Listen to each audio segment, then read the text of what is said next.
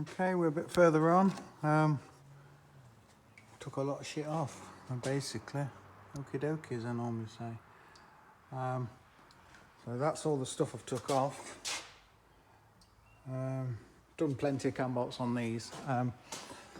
So basically, sort of take the front belt off, take the alternator belt off, take the alternator pulley off, take the oil pump pulley off, take the water pump pulley off, so take all the pulley offs. Then you can take the top and bottom cam belt cover off.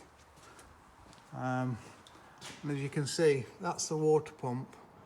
You can put the whole thing on, but if all those bolts come out, you can just clean that gasket off.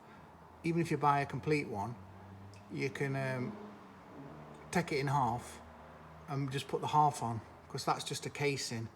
So you can see the thermostats there. So I'm going to do that, because otherwise you've got to take all the alternator and the alternator bracket off and more chance of snapping shit. So as long as I can clean that up and the new one fits in, which it should do because it's the same pump, you can just put the half on, put a bit of sealer on the gasket of the new one and put it back together.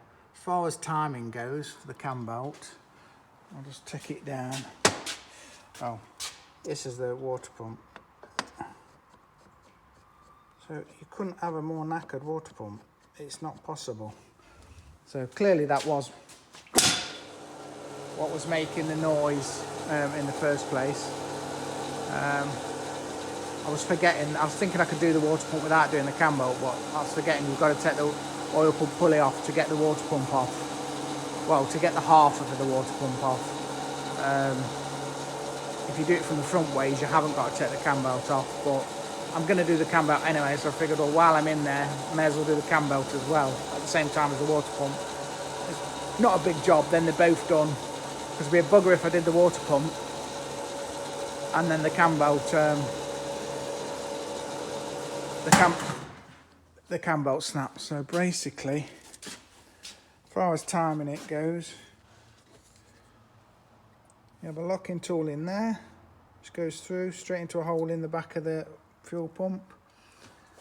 On the top here, you have like a slider there that goes on the bit on the cam.